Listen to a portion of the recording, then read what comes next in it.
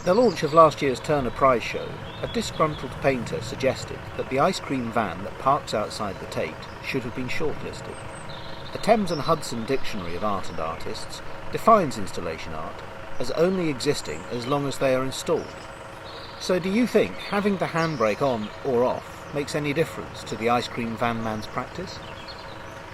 I remember when I was a kid living in what was then working class Fulham. One of the highlights of the summer was the sound of Greensleeves from Leo's ice cream van. Leo sold his own version of what was to be called a fad by Lions, a frozen strawberry fruit juice core with the top 2/3 of the lolly covered by creamy Italian vanilla ice cream and a thin chocolate layer on the top third.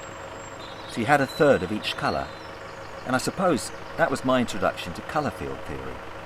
And in the same way that at that time in painting there was a focus on the surface of the canvas, with Leo's lolly it was also about the surface, and the tongue on the surface, and the top chocolate layer was like the layer of football on the surface of society.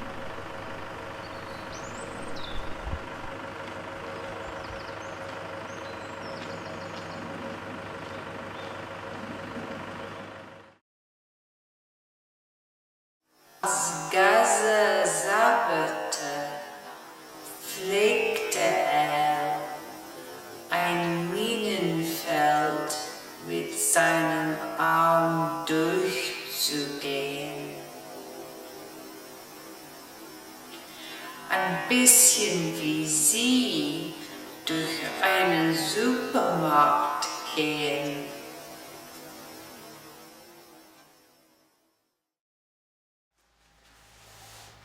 You've been quite tight-lipped about your new show. Is that the equivalent of the ice cream van's handbrake? Well, I find that your practice tends to put the handbrake on for you. It tells you when you need to stop and reconsider. For example, last year I reached a point where the experimentation was becoming the work. I'd read about Barnett Newman using masking tape to test colours, and I decided to experiment with tape as part of the painting. Unfortunately, after leaving the paint to dry, all the tape fell off, and I was left without a mask and some blank stripes.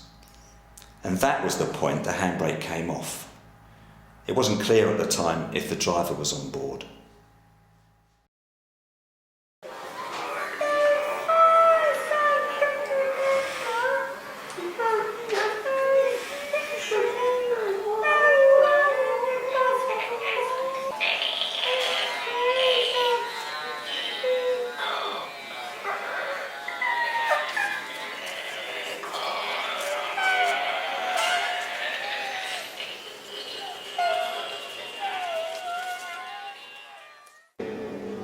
Your use of masking tape suggests some sort of suppression, perhaps of early experiences in your life.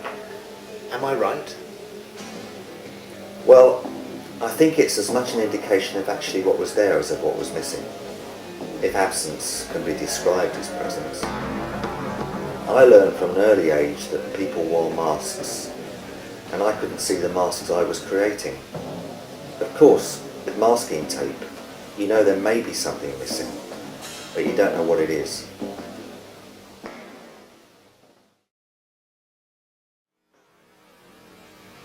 I don't feel it is necessary to know exactly what I am.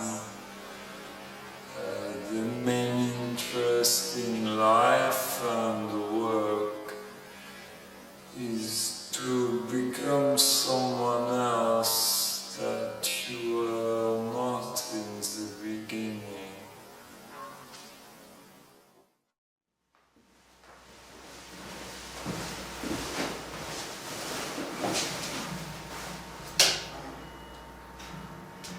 Martin Creed's The Lights Going On and Off was challenging in many ways, and perhaps suggested that what can't be seen in art is as valid as what can be.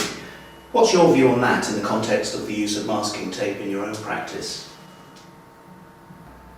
Well, one of the things I've been trying to do is reverse the roles of the tape and the brush, and I think in the new show the subject and object have also been reversed. So what was hidden is now being revealed. How can a rational being be ennobled by anything that is not obtained by its own exertions?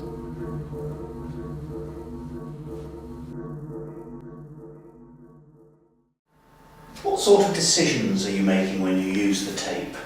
For example, are the width and length important? Well, it's taken a while to come up with a formula, and of course the formula is changing all the time. Some of the decisions are dictated by the form and the qualities of the tape, others by consideration of form alone, and sometimes there's a certain randomness, such as the availability of the tape.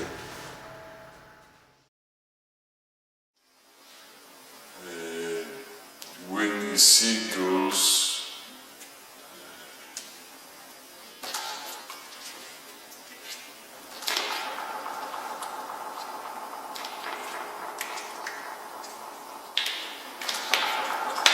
they follow the trawler, it's because they think sardines are going to be thrown into the sea.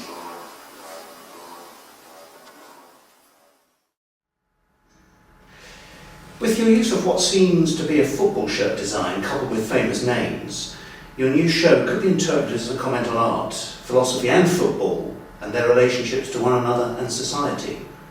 Yeah, I think it was Heidegger who said that making itself intelligible is suicide for philosophy. And of course Camus said that everything he knew about morality and the obligations of man he owed to football. But then it's difficult for a goalie to see all the action. But shows has nothing to do with any of those things really. It's mainly a question of extraction, subtraction and distraction. I can remember when I was a kid being on the terraces at Craven Cottage with my father, but then of course Fulham Street was black and white.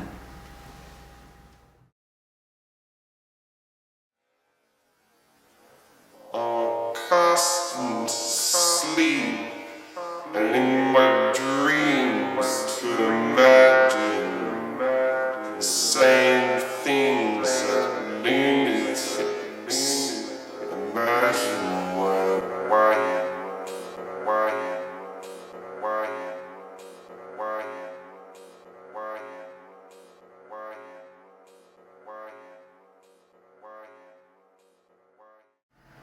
In your show, are you subscribing to Claire Bishop's argument in her book Installation Art, A Critical History, 2005, that fine art of the 90s and early 2000s is characterised by the achievement of fundamental and enduring avant-gardist goals, enhanced interaction with the viewer and everyday life? Well, I think if you look at works like Tracy Emin's My Bed or indeed Martin Creed's The Lights Going On and Off, they certainly do get talked about a lot. Whether that constitutes an enhanced interaction with the viewer and everyday life, I'm not sure. In fact, I'm not really sure what's meant by an enhanced interaction. I think most artists are happy to have any sort of interaction because that's pretty rare. I think maybe an ice cream van could bring enhanced interaction because at least then you end up with an ice cream and no one's forcing you to eat it.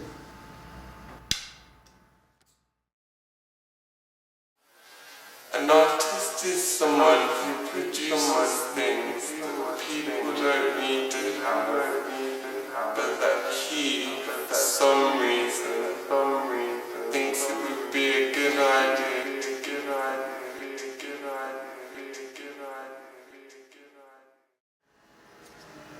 Installation art emerged in the 1990s as the most salient movement in fine art at the turn of the millennium. Why did it take so long? I think it's to do with the way the art institutions function. They're always looking for something new to copy. And for us today, the copies hold more reality than the original, whatever that is. Those that talk about individuality the most, I used to think Art is anything you can get away with. don't send me flowers. I never think if you like die, send them. It isn't life, and someday you're going to be living longer. Whoever on this like football just have to worshipped. I love like boring worship. I masturbate to Duran Duran videos. That seems to be what is happening. The issue of originality in art is a big topic, though. How would you define originality? The idea of originality is rather pernicious. Maybe it's time we got over it. The human race seems to be steeped in original sin.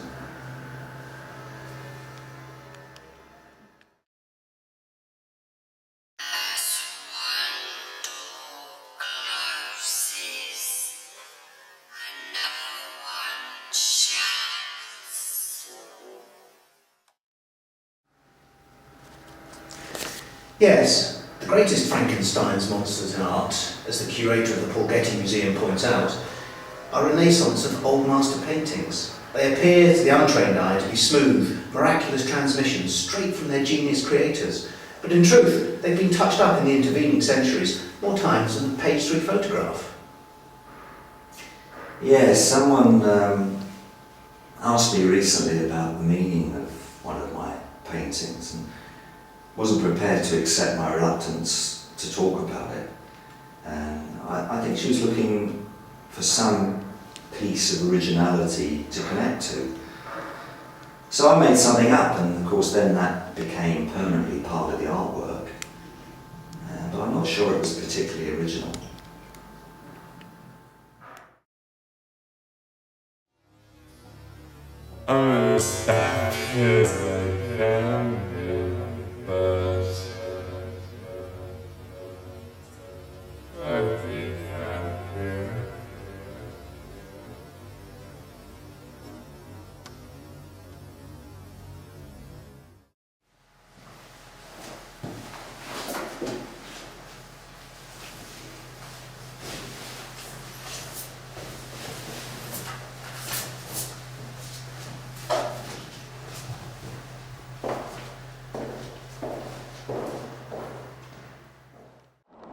In some of the paintings in the show, you have unashamedly appropriated other artists' work. Does it worry you that this could be seen as a lack of originality? Well, all those paintings have the artists' names on, and some degree of osmosis is inevitable. I mean, I have a friend whose bank account osmotically appropriated some money belonging to the Inland Revenue, and he doesn't have a criminal record. Mind you, he does have a caution.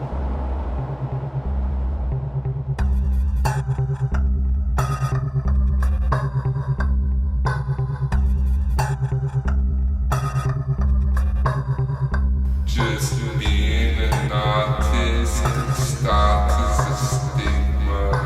You're either meant to survive or to drive a big car. You got to work harder later, start hard data, start to create a great renewal. CJ Chandler, say my name, my statement plain. Go walk until you want it, you wrong game. Best status to overstep my status. If you rate this, nothing this, and tell me why I hate this.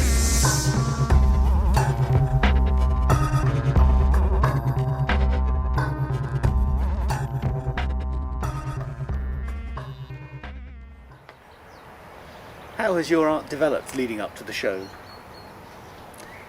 Well, my father showed great promise as a painter in his school years, but his father wouldn't allow him to go to art college, so he missed out on all that could offer.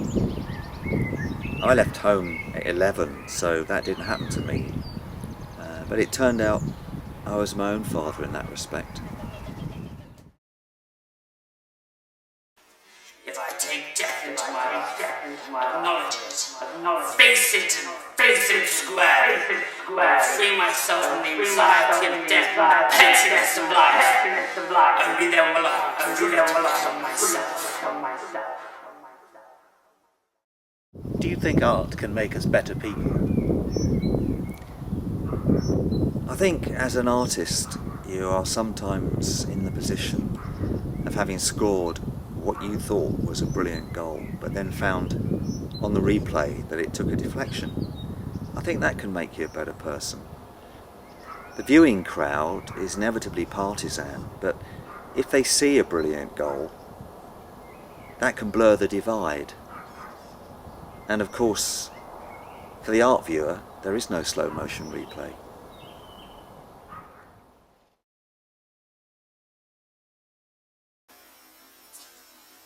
Football is an art more central to our culture than anything the Arts Council deems to recognise.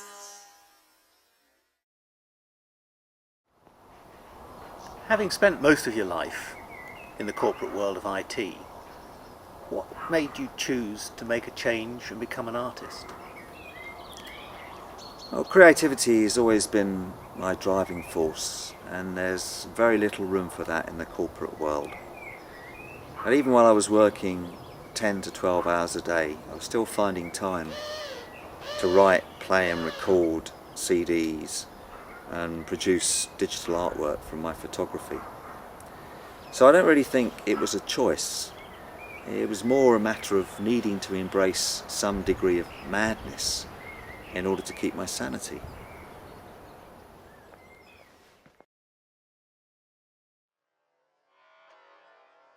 One death is a tragedy. 1 million is a statistic.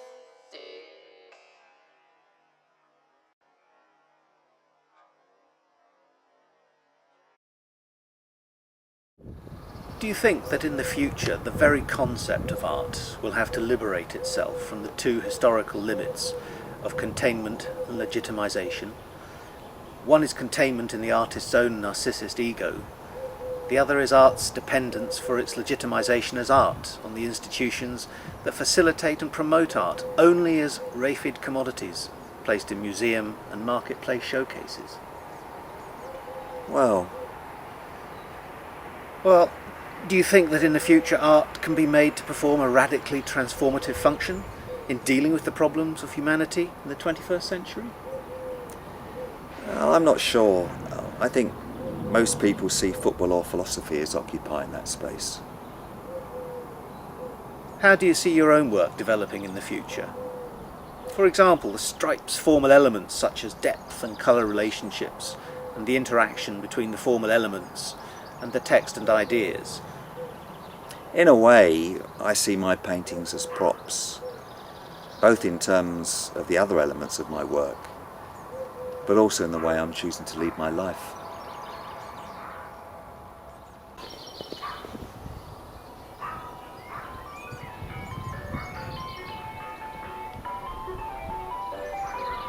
You fancy an ice cream?